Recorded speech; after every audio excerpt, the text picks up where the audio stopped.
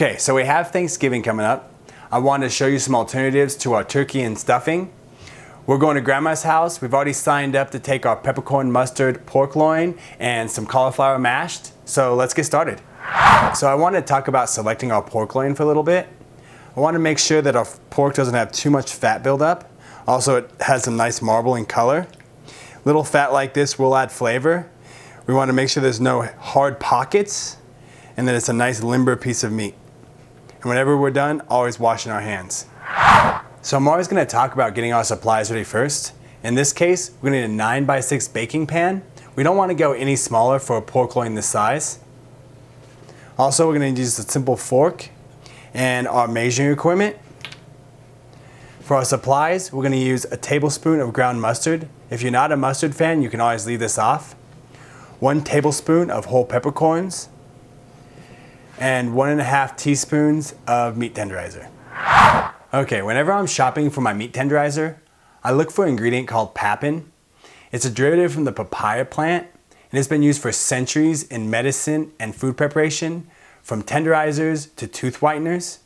Basically what it does is it breaks down cell wall membranes in proteins, and that's what gives our meat nice tenderness. I already got my oven set to 250. So we have our pork loin in our pan. We're gonna just use our fork to stab some holes in it here on both sides. Next, our meat tenderizer.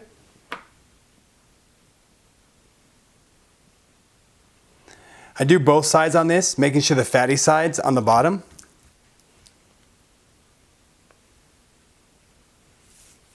A little bit more there. Okay, next, we're going to use our ground mustard.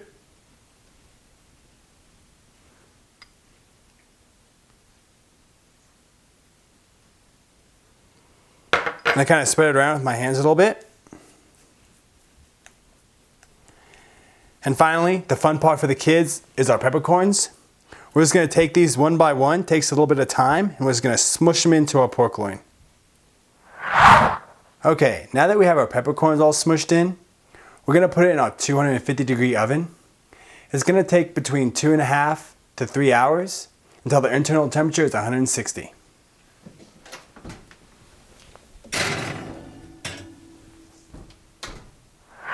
Now let's make our mashed cauliflower.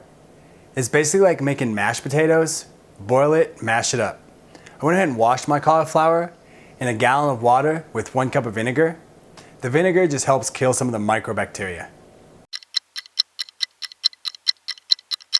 Okay, now that our water's going, let's go ahead and cut our cauliflower.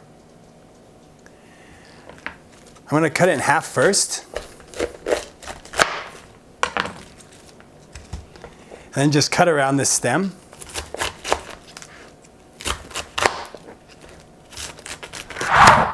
We don't want pieces much bigger than this. Let's do the other half.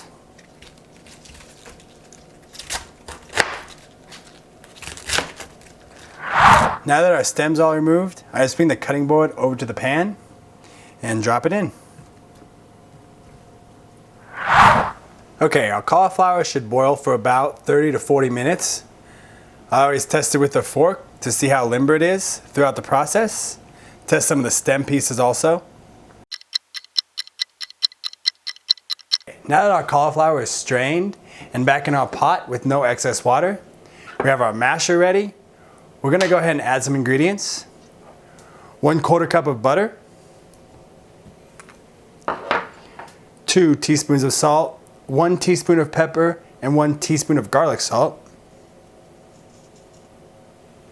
And I love garlic, so we're going to go ahead and add 2 more teaspoons of fresh garlic. Now let's mash it. So we're going to look for the same consistency as regular mashed potatoes and just mash it up.